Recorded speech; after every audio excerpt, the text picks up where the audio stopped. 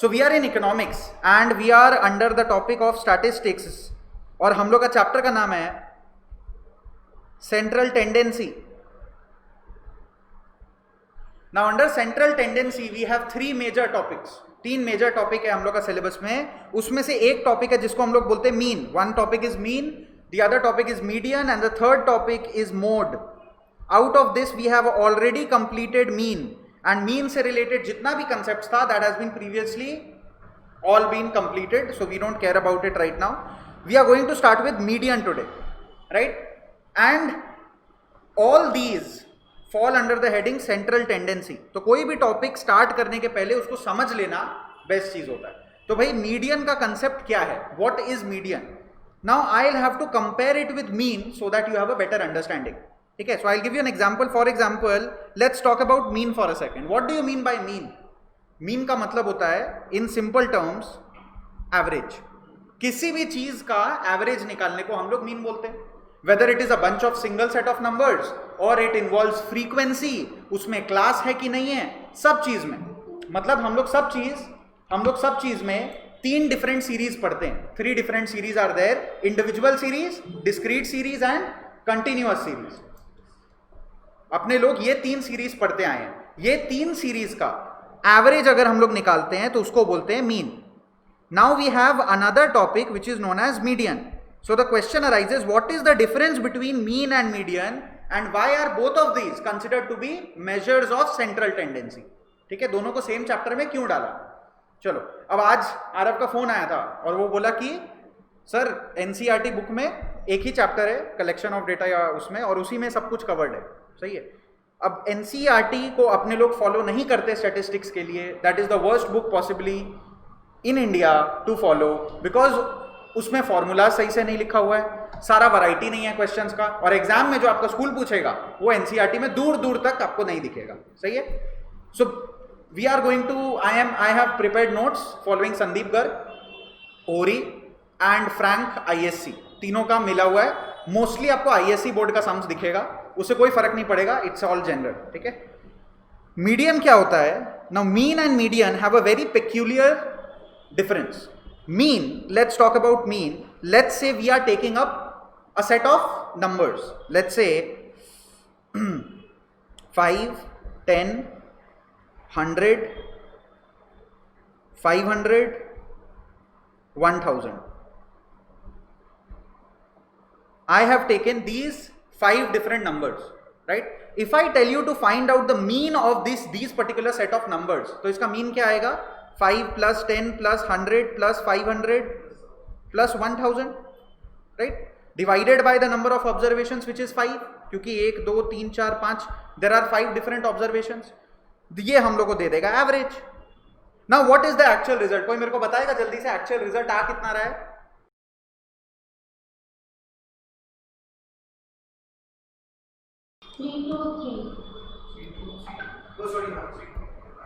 323. So finally we are getting 323 as the average of these particular 5 numbers, right? Now you see 323 is not present in these series. ये जो 5 numbers मैंने आपको question में दिया 5, 10, 100, 500, ये सब में से कोई भी नंबर 323 नहीं है. Correct? None of it is 323, but the answer we got is 323. Now you see this 323, this answer has been influenced. This has been influenced by each and every value. मतलब 5 का वेटेज, 10 का weightage, 100, 500, 1000, ये हर एक का value has contributed somehow to giving us the answer 323. सबका कुछ ना कुछ रोल है. ये सब वैल्यू का इंपॉर्टेंस है. Now what is median? Median is nothing but the most central value. अगर हम आपको एक सेट ऑफ ऑब्जर्वेशंस दे दिए, आपको बस उसमें सबसे बीच में जो ऑब्जर्वेशन पड़ता है वो निकाल के देना है. आपको एवरेज निकालने का जरूरत नहीं है. तो look at these set of numbers again: 5, 10, 100, 500, 1000. Out of these सबसे बीच में नंबर कौन सा है? 100, नो डाउट. तो ये जो 100 है यही हमारा मीडियन है. That's it. So although there are other numbers present, but they do not actually contribute to giving us the correct answer of median. They are just a bunch of numbers which are either smaller to 100 or larger than 100. But 100 is sitting right in between them, and it is the divider. It is the particular portion which is separating the lower numbers than itself and the higher number than itself. समझ आ रहा है थोड़ा सा? तो ये 100 is nothing but the place where the entire set of observation gets divided into two halves, एक lower half और एक higher half या upper half. सिंपल है. इस ऑब्जर्वेशन को हम लोग बोलते हैं median. It is as simple as that. तो भाई मीडियन को अगर डिफाइन करने बोला जाए, आप कैसे डिफाइन कर सकते हो? प्लीज लिख लीजिए मीडियन का डेफिनेशन, सुपर इंपॉर्टेंट. ऐसे भी people have run out of MCQs, definition आ ही सकता है अब एग्जाम में. लिख लीजिए मीडियन का डेफिनेशन भाई.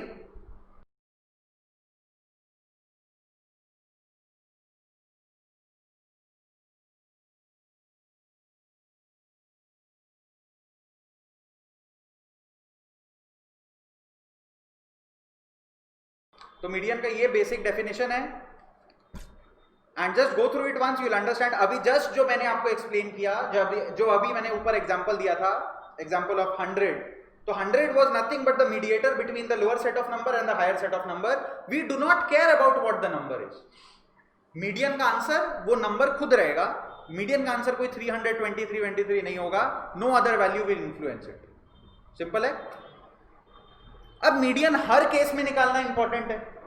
Whenever in examinations you will not be provided with the golden opportunity कि आपको एक तो सेट ऑफ नंबर्स मिल गया, बोला मीडियन निकालो, है ना? ऐसा तो सिंगल स्ट्रिंग नहीं देगा. फ्रीक्वेंसी भी डाल देगा, क्लास भी डाल देगा, रेंज भी डाल देगा, 0 to 10, 10 to 20, 20 to 30 भी कर देगा. तब मीडियन हम लोग कैसे निकालेंगे? उस केस में we have naturally different formulas. But the best part about median is there are two separate ways to find median. Ways to calculate median. So the first way that we are talking about, and genuinely why you guys are concerned about this class, is the algebraic method. मतलब formula based. अपने लोग formula का basis पर जो करते हैं, simple है. n/2, n+1/2. In earlier classes if you have studied median, great. अगर ISC वाला बच्चा लोगे तो पढ़ा. समृद्धो क्या हुआ? Please type chat whatever. ये हो गया एल्जेब्राइक मेथड. और एक हो गया जिसको हम लोग बोलते हैं graphical method. And under graphical method we will be learning the concept of ogives. in order to calculate median अपने लोग निकालेंगे ओजाइव्स. सो नेचुरली सिलेबस में है, सम्स आएगा, बिल्कुल आएगा, एग्जाम में आता भी है, एनुअल एग्जाम्स में देता भी है कि भाई थ्रू डायग्रामेटिकल रिप्रेजेंटेशन और through graphical representation find out the median. So you have to learn both the ways. Fine. Naturally the most prominent way in examinations is the algebraic method. तो concentration algebraic पे रहेगा, लेकिन उसके बाद अपने लोग अगले क्लास में कर लेंगे.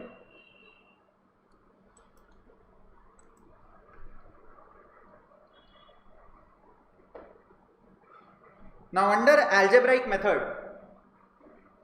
now before I start with this, I need to remind you of something. एक important point है जो याद रखना है about median itself. Median में MCQ में recently I noticed this thing and it is also important. मतलब कभी कोई बोलता नहीं है तो ये थोड़ा सा कहीं पे नोट कर लो कि अपने लोग मीडियन को और एक नाम से बुलाते हैं, positional average. It is also known as positional average. तो एग्जाम में पूछा गया था which of the following is a positional average. तो लिख दिया मीन, मीडियन, मोड और साथ में दे दिया कोरिलेशन. तो बच्चा बोला कोरिलेशन ही होगा, जबकि आज तक पढ़ाई नहीं किया कोरिलेशन को लेकर. तो ये सब चीज को अवॉइड करने के लिए बस हम लिखा दे रहा, alternative name of median is positional average. Why is it called a positional average? Average इसलिए बोल रहा है because it falls under the concept of central tendency. It is the mid value, but it does not care about any other item. वो सिर्फ अपना value से concern रखता है. इसलिए उसको पोजिशनल एवरेज बोला गया। एल्जेब्रिक या algebraic? Algebraic is more correct. ये तुम्हारा क्वेश्चन है, क्या बोल रहे हो?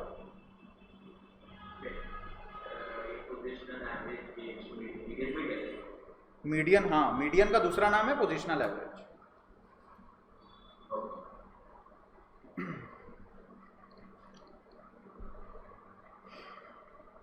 सही है।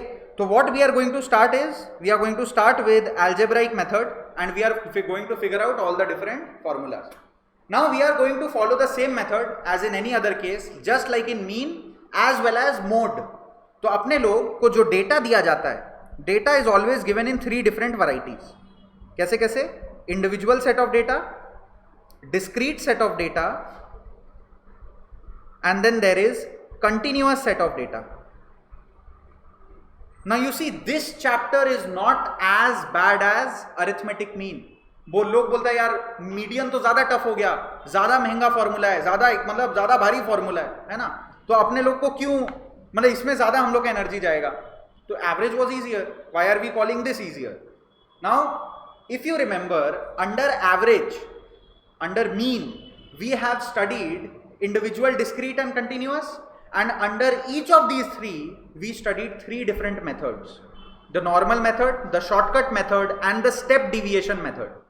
लेकिन luckily under median and mode we don't have any shortcut method or step deviation methods. All we need to do is follow one single formula for each method, we will get our answer. Simple है।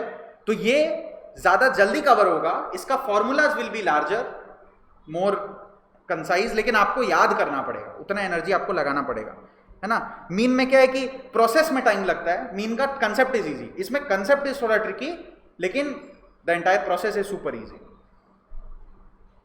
Start करते हैं। First please write down heading individual series. पहला heading लिखिए individual series.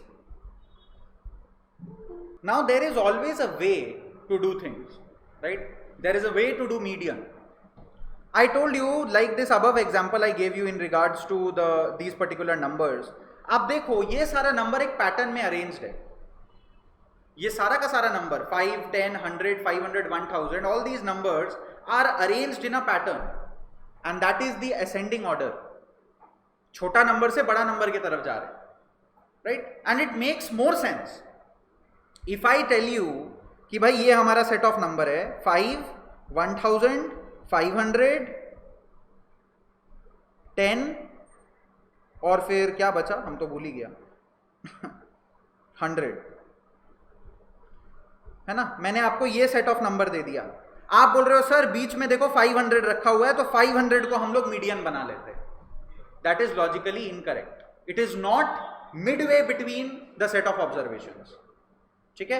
We don't care about the values also, लेकिन अपने लोग को देखना है कि we should be able to divide the entire thing into 2 halves where there is upper half and a lower half. अगर हम 500 ले रहे हैं तो वो मेरा प्रॉब्लम सॉल्व नहीं कर रहा, because if I am considering 500 to be the partition, then 1000 upper half is correct, but 5 कहां से आ गया? So this is logically discriminating, अपने लिए ये सही नहीं है, अपने लोग ये लॉजिक फॉलो नहीं कर सकते। So it is obviously better that we arrange our entire series into ascending और डिसेंडिंग ऑर्डर। अगर डिसेंडिंग में भी करोगे तो भी आंसर आ जाएगा, असेंडिंग में भी करोगे तो भी आंसर आ जाएगा, लेकिन स्कूल की मैडम लोग को होता है जोर से खुजली, तो अपने लोग उसको कैसे मिटाएंगे? अपने लोग असेंडिंग ऑर्डर को फॉलो करेंगे। सिंपल है लॉजिक। तो भाई what we are going to do is we are going to follow ascending order just by default, but please remember in MCQs or whatever logical confusion you might ever have, ascending, descending, both orders will fetch you the same answer every time in case of median. Understood? Ascending हो भी सकता है, descending भी हो सकता है, लेकिन हाँ स्कूल की मैम को एक शीट मिलेगा, अब वो उस शीट के हिसाब से आंसर को टैली कराएंगे। अब तुम्हारा स्टार्ट हुआ 100 से और खत्म हुआ 0 पे, बर्दाश्त नहीं होगा, तुम्हारा लगे हाथ मार्क्स का कत्ल हो जाएगा। वो अवॉइड करने के लिए असेंडिंग ऑर्डर ही फॉलो कर लेना, ठीक है। So step 1 under individual series also, step 1 that will be following is arranging everything into ascending order, is to arrange, please note down, एक बार बना लो ठीक है, फिर पूरा साल हमको बनाते रहना. अरेंज एवरीथिंग या all the data in ascending order. This is your step 1. Then step 2. Step 2 is to find n. Find n, small n लिखा है मैंने, ठीक है. देखो, अगर वीडियो से पढ़ाई कर रहे हो, हमसे पढ़ रहे हो, तो भाई मेरा लॉजिक फॉलो करो. अगर बुक से पढ़ना है तो बुक का लॉजिक फॉलो करो. दोनों को मैसअप करने जाओगे, सर बुक है तो कैपिटल लेना चाहिए, आपने स्मॉल एन क्यों बोला, ये सब प्रॉब्लम आएगा. तो आप एक जगह लॉजिक पढ़ो, सम्स पूरा दुनिया का सॉल्व करो. समझ आ रहा है? लेकिन आप ये पढ़ने के बाद बुक खोल के बैठ गए दो ठो कि सर इधर में कैपिटल लेना है, इधर में स्मॉल लेना है. These are variables. इसको कैसे भी प्रेजेंट कर सकते हो, फर्क नहीं पड़ना चाहिए. समझ आ रहा है? एक सिस्टम मेरा माइंड में सेट है जिसकी वजह से भैया हमको हमेशा अच्छा मार्क्स आया. ये सिस्टम हम जिंदगी भर फॉलो करते हैं, करते रहेंगे. तो आप लोग भी लाइन में आ जाइए. फाइंड एन, ठीक है. Now what is N? N refers to the number of observations. और इंडिविजुअल सीरीज में कर ही क्या सकते हो, there is no frequency. Frequency तो होता ही नहीं इंडिविजुअल सीरीज में, तो नंबर ऑफ ऑब्जर्वेशन ही बचा. Next step 3. Step 3 formula note करो. m is equal to size of n plus 1 by 2th item.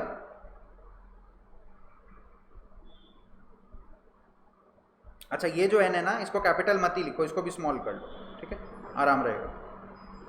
Size of n plus 1 by 2th item.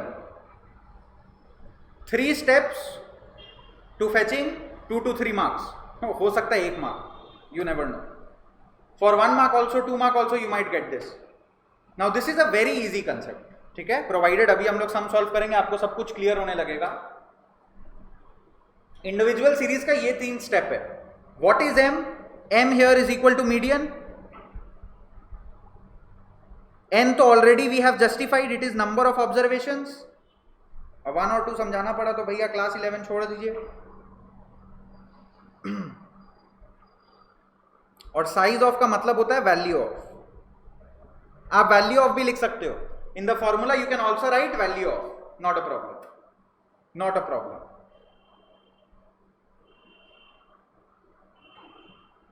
कोई सम discuss कर लेते हैं, निकालते हैं notes.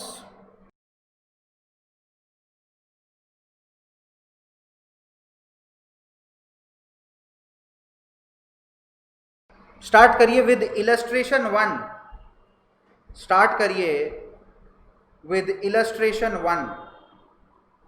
Find the median of. चलो भाई, तीनों स्टेप फॉलो करना है और लास्ट में आंसर देने का ट्राई करना है. लास्ट में आंसर देने का ट्राई करना है. पहले खुद से ट्राई करिए, 1 मिनट दे रहा है. जो आंसर है कमेंट करो और तुम भी मेरे को कॉपी में लिख के दिखा दो. खत्म. फिर देखा जाएगा क्या करेक्ट है, उसको सॉल्व करके देखेंगे.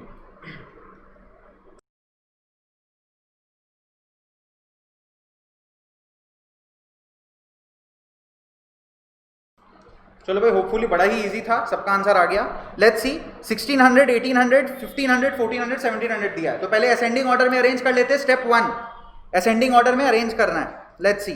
1400, 1500, 1600, 1700, 1800, राइट. तो ऐसे तो देखकर कोई भी आंसर दे सकता है, सर 1600 ही डिवाइड कर रहा है स्ट्रेट अवे. फॉर्मूला यूज करने का मन है भाई. तो how many observations are here? 1 2 3 4 5. 5 observations, मतलब n is equal to 5. Formula क्या है हम लोग का? Median is equal to n plus 1 by 2th item, which is coming to how much? 6 by 2. 5 plus 1 6 by 2, यानी कि थर्ड आइटम. इतना बार बार लिखने का जरूरत ही क्या है? n आ गया 5 plus 1 by 2 which is equal to 3, मतलब third item.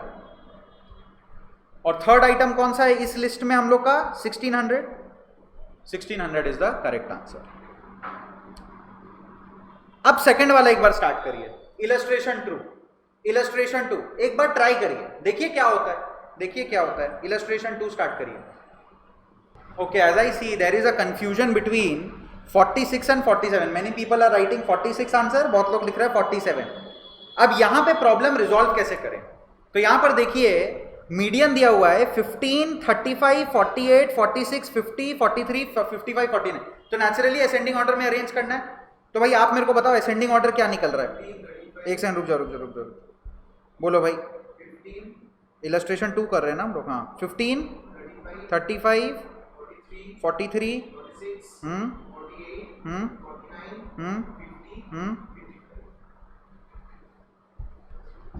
This is the ascending order. 15, 35, 43, 46, 48, 49, 50, 55. Right? What is the value of n? How many observations are there?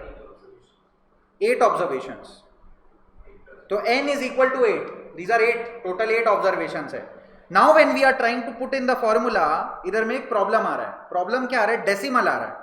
देखिए n plus 1/2 निकालने जाओगे आप तो यहां पर 8 plus 1/2 which is coming to 4.5. तो 4.5th item क्या होता है सर? पिछला बार तो 3 आंसर आया था, तो अब 4.5th आइटम आ रहा है. How will we resolve this?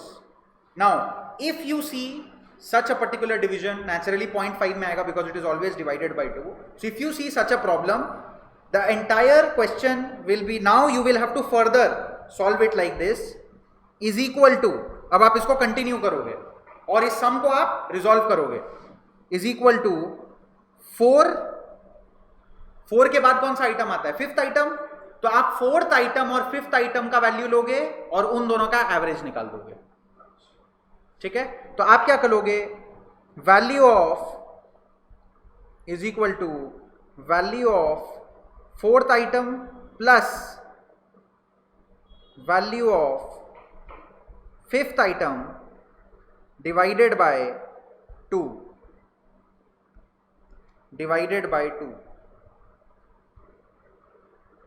4th item का वैल्यू कितना है? 1 2 3 4 46 and 48. 46 plus 48 divided by 2, 47.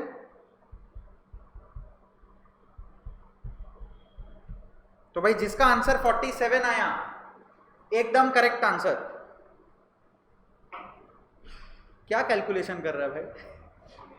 46 और 47 बीच में 46, 48 डिवाइडेड बाई 2, 47.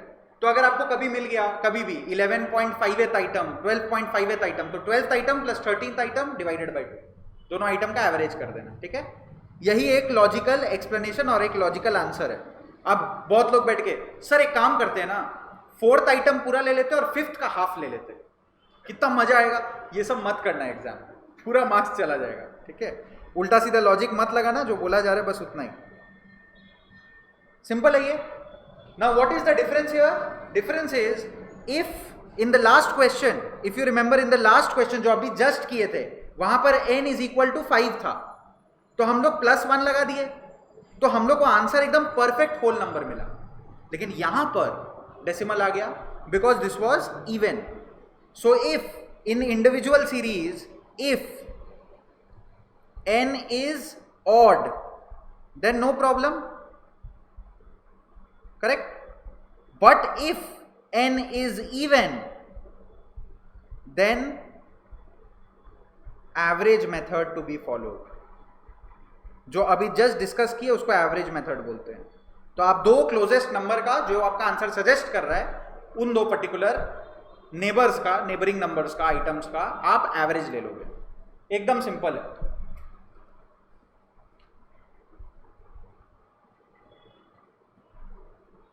तो अब इसमें कोई कंफ्यूजन नहीं बचेगा. सर +1 करें कि नहीं करें, ये सब फालतू लॉजिक है. +1 हमेशा करना पड़ेगा इंडिविजुअल सीरीज में. कंप्लीट है. चलो just for practice purposes last एक सम कर लीजिए इंडिविजुअल सीरीज का. Illustration 3, then we move on to the next method. दिख रहा है स्क्रीन में? हम गायब हो जाता है. चलिए भाई, काफी लोग का आंसर आ गया. 47 करेक्ट आंसर है. 47 इज करेक्ट आंसर. इधर में भी same problem. There are total 8 numbers. तो 8 + 1/2 is 9th, sorry 4.5th item. And 4.58th item if you arrange all this in ascending order, अच्छा ऊपर में जो सीरियल नंबर लिखा है ना, it is of no use, वो फ्रीक्वेंसी नहीं है, वो ऐसे ही लिखा हुआ है कंफ्यूज करने के लिए, और कंफ्यूज हो गए तो छोड़ ही दो भाई स्टैटिस्टिक्स। तो 4.58th आइटम है, 4th और 5th आइटम अगर आप खोजोगे it will come to 46 and 48 again, इन दोनों को ऐड करके divided by 2 is 47, same answer as above. Cool, please write down new heading discrete series.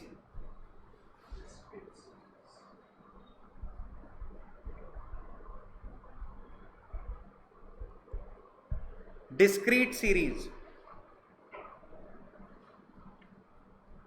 अब इसमें एक नया कंसेप्ट इंट्रोड्यूस होगा। पहले तो आप स्टेप 1 लिख लो विच इज वेरी कॉमन, जो अभी तक करते आए हैं। आपको असेंडिंग ऑर्डर में अरेंज करना है, तो अरेंज इन असेंडिंग ऑर्डर, ये तो स्टेप 1 है। अब इसके पहले हम प्रोसीड करें, व्हाट इज डिस्क्रीट सीरीज। अभी ये जो हम लोग को जो इंडिविजुअल सीरीज मिला था, right now what individual series we found, ये इंडिविजुअल सीरीज क्या था भाई, खाली हम लोग को x दिया हुआ था, राइट, विच मीन्स 5, 10, 20, 25। अब समझ रहे हो, थोड़ा सा आप स्टैटिस्टिकली सोचो, फ्रीक्वेंसी डिस्ट्रीब्यूशन टेबल को माइंड में लाओ। तो यहां पर आपको खाली x दिया हुआ था, if the observation values are only given, this is known as individual series. If x is also given directly and frequency is also attached to it, then we call it discrete series. तो अब जो आपको question मिलेगा उसमें individual series का तो data रहेगा, उसके साथ साथ फ्रीक्वेंसी अटैच कर दिया जाएगा, इसको बोलते हैं डिस्क्रीट सीरीज। तो ये डिस्क्रीट सीरीज को सॉल्व कैसे करना है, first of all ascending order में ले जाना है। Now when you make these series in ascending order, always remember the frequency has to be also arranged not in ascending order, but if these are changing along with them parallelly, these will also change. बहुत लोग होता है खाली x का column को ascending order में करके छोड़ देता है, अरे फ्रीक्वेंसी तो उसको डिनोट कर रहा है ना, समझ में आया। हाँ, तो असेंडिंग ऑर्डर के साथ साथ फ्रीक्वेंसी को पैरेलली चेंज करना। मैं ये नहीं बोल रहा फ्रीक्वेंसी को भी असेंडिंग ऑर्डर में डाल देना, एक सम करते हैं और क्लियर हो जाएगा मैं क्या बोलना चाह रहा हूं। स्टेप 2 नोट करिए, नया चीज है ये step 2, please note properly. Find cumulative frequency.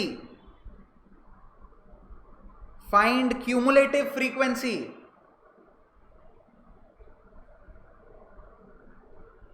Short form CF. ये जो ऑनलाइन वाले बच्चे हैं, ये लोग जो भाव में क्लास छोड़ रहे हैं कि हमारा स्टार्ट किया हुआ है, बाद में पता चलेगा। Find cumulative frequency. अब क्यूमुलेटिव फ्रीक्वेंसी क्या है, इसके बारे में हम लोग सम में ही डिस्कस करेंगे, but it is the sum total of frequency. We'll again discuss it again, we'll see what it is. Step 3 note करिए, फाइंड n, और n क्या होता है, समेशन f। n होता है भाई सम टोटल ऑफ फ्रीक्वेंसी, सारा फ्रीक्वेंसी का टोटल कर लोगे तो आपको वो n दे देगा, कैपिटल N और समेशन फ्रीक्वेंसी।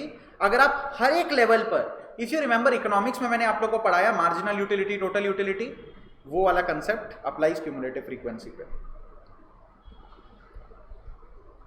स्टेप 4, हाँ बोलो।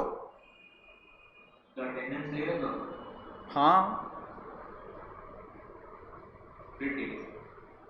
Step 4, find n plus 1 by 2th item.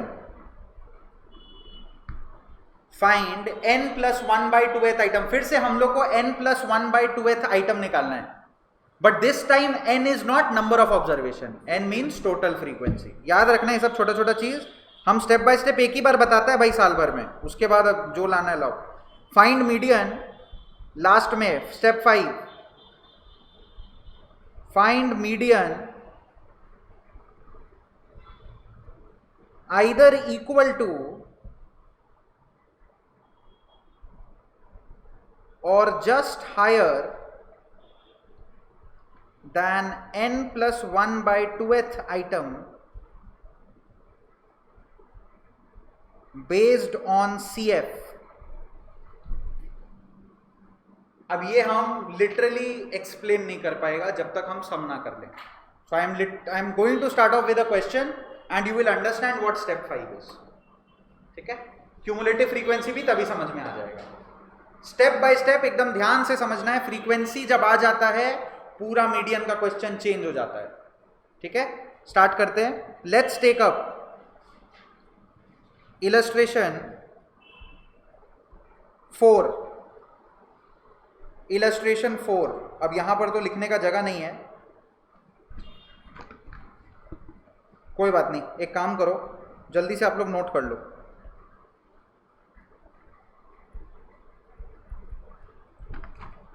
अपने पास वैल्यू दिया हुआ है और फ्रीक्वेंसी दिया हुआ है. वैल्यू में नोट कर लीजिए.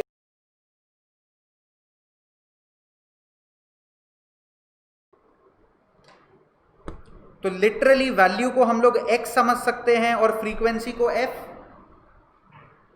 लेकिन असेंडिंग ऑर्डर में दिया हुआ है, ऑलरेडी असेंडिंग ऑर्डर में. तो अच्छा बात है, हम लोग को मेहनत थोड़ा कम करना पड़ेगा. This is x, this is f, right. Get your mind of mean. Mean नहीं कर रहे हो आप जो fx मल्टीप्लाई करने का सोचोगे, नहीं. स्टेप 2 क्या है भाई? Find cumulative frequency. निकालिए cumulative frequency. Make a new column cf. Now how to find out cumulative frequency? First है ना frequency, the first frequency is 1. You write it down as it is. अभी ध्यान से देखो, 1 plus 2 कितना दे रहा है? 3. 3 plus 9, 12 plus 13, 25 plus 15.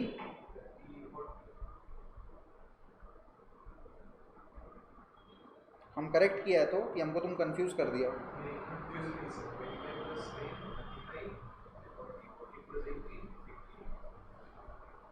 Cumulative frequency आया 58. टोटल कर लो भाई फ्रीक्वेंसी का.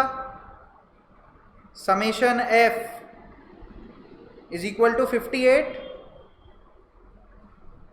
करके देख लो, एक ही तो बात है.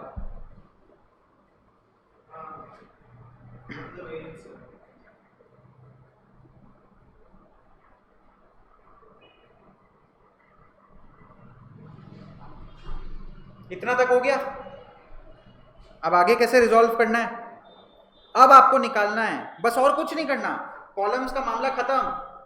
Now you have to do is you have to find n plus 1 by 2th item. n plus 1 by 2th item क्या है भाई? n कितना आया? 58 plus 1 by 2 comes to how much? 59 by 2 कितना आ रहा है? 29.5. हाँ, 29.5th आइटम. अब यहां पर वो वाला लॉजिक मत लगाना. We are in discrete series, we are not in individual. तो डोंट से कि sir 29th plus 30th divided by 2. वो लॉजिक काम नहीं करेगा. That is not the question here, that is not the answer here. So what you have to do now, 29.5 जो लिखा हुआ है, आप देखो कौन सा cumulative frequency is just higher than 29.5. 29.5 जो वैल्यू है, 1 तो बहुत छोटा वैल्यू है, इसमें फिट नहीं हो रहा. 3 भी छोटा है, 12 भी छोटा है, 25 भी छोटा है. But 29.5 can fit into 40 cumulative frequency. फिर से हम एक बार रिपीट कर रहा है. ये जो आपका वेटेज आया 29.5th आइटम, तो ये जो क्यूमुलेटिव फ्रीक्वेंसी है, दिस इज स्मॉलर देन, मतलब this 1, 3, 12, 25, these are smaller than what item I want to choose. तो अपने लोग ये सब क्लास को सेलेक्ट नहीं कर सकते. तो हमारे पास बेस्ट ऑप्शन क्या है जिसमें 29.5 फिट हो रहा है? 40. आप फ्रीक्वेंसी नहीं देखेंगे, आप क्यूमुलेटिव फ्रीक्वेंसी देखेंगे और आप ये पर्टिकुलर क्लास को सेलेक्ट कर लोगे. You will select this class and you will call this class median class, although not required prominently in discrete series, but it is good to know कि इसको median class बोलते हैं. होगा. तो आपका आंसर क्या आ रहा है? what is the value falling under this particular median class? 13. x का वैल्यू देखना है, फ्रीक्वेंसी का कोई मतलब नहीं है. फ्रीक्वेंसी का एक ही यूज था, CF बनाना. और CF का क्या काम था? n plus 1 by 2th item निकाल के देना. दोनों का फंक्शन खत्म हो गया. तो आंसर क्या मिल रहा है? 13.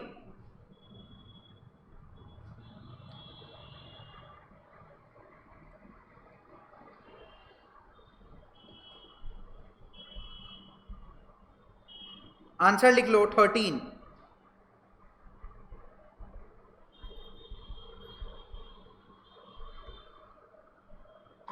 I just want to cross check once.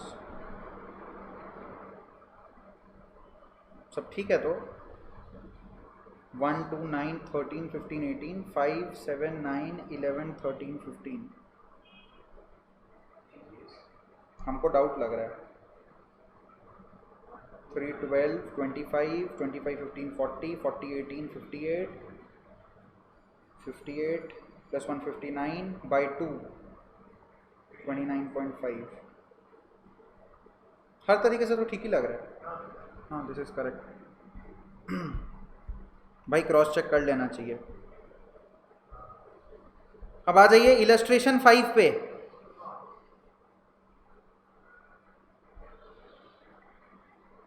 थोड़ा सा प्रैक्टिस पर्पस के लिए इलस्ट्रेशन 5 स्टार्ट करिए. Start.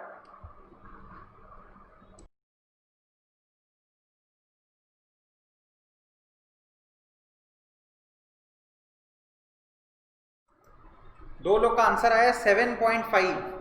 2 people have answered 7.5.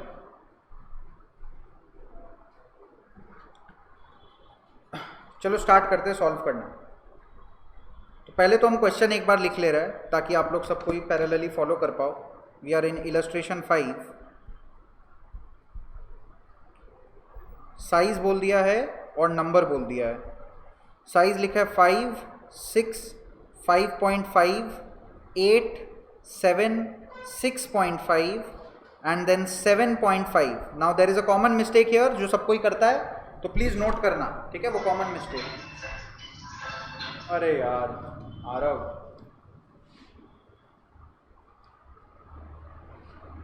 Three 5 4 12 30 15 60.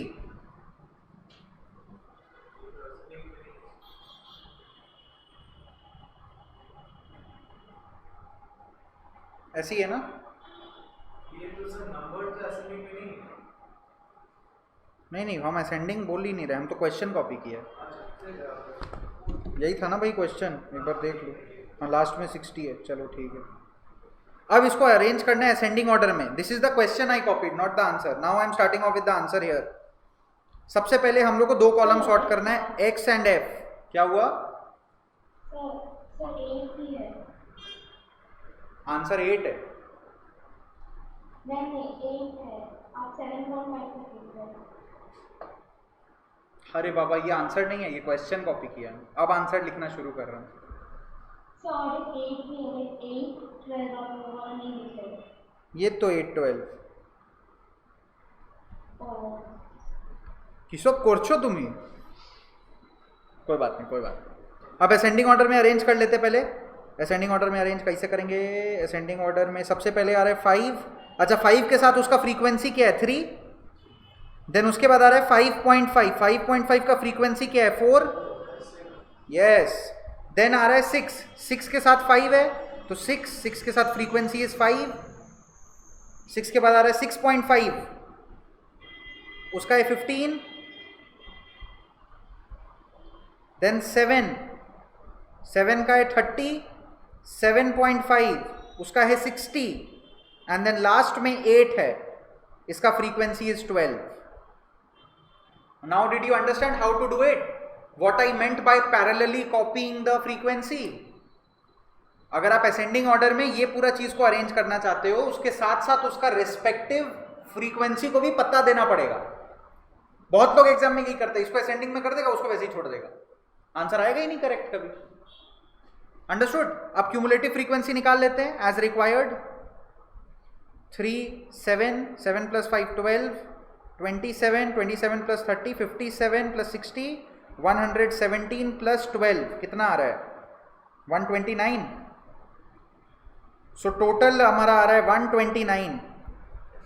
Summation F is 129 which is the frequency. Total frequency है 129. Now what we have to do? Find the n plus 1/2th item, n कितना आया है 129 plus 1/2 मतलब 65th item. Now 65 is fitting where, कहीं पे fit नहीं हो रहा, 117 में फिट हो रहा है. This becomes our median class. This is our median class and naturally our answer is 7.5. हम लोग का आंसर है 7.5.